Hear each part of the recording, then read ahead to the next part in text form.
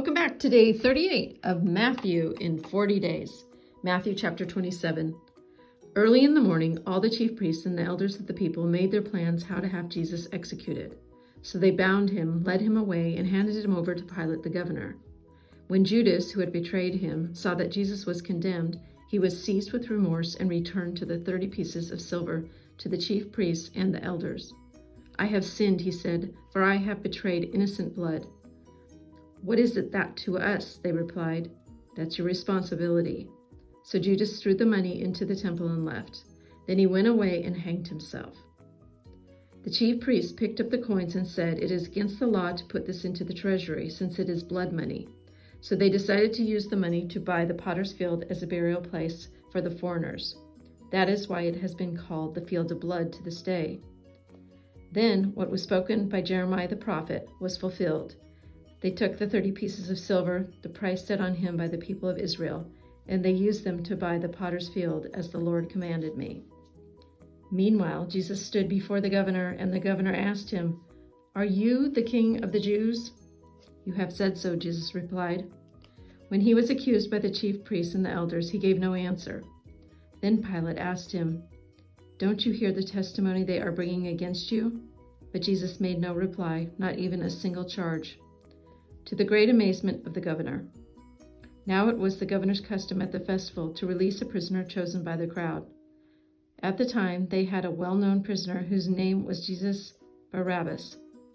So when the crowd had gathered, Pilate asked them, "Which one do you want me to release to you, Jesus Barabbas, or Jesus who is called the Messiah?" For he knew it was out of self-interest that they had handed Jesus over to him. While Pilate was sitting on the judge's seat, his wife sent him a message. "Don't have anything to do with that innocent man, for I have suffered a great deal today in a dream because of him." But the chief priests and the elders persuaded the crowd to ask for Barabbas and to have Jesus executed. "Which of the two do you want me to release to you?" asked the governor. "Barabbas," they answered. "What shall I do, then, with Jesus who is called the Messiah?" Pilate asked. They all answered, "Crucify him." "Why? What crime has he committed?" asked Pilate. But they shouted all the louder, "Crucify him!"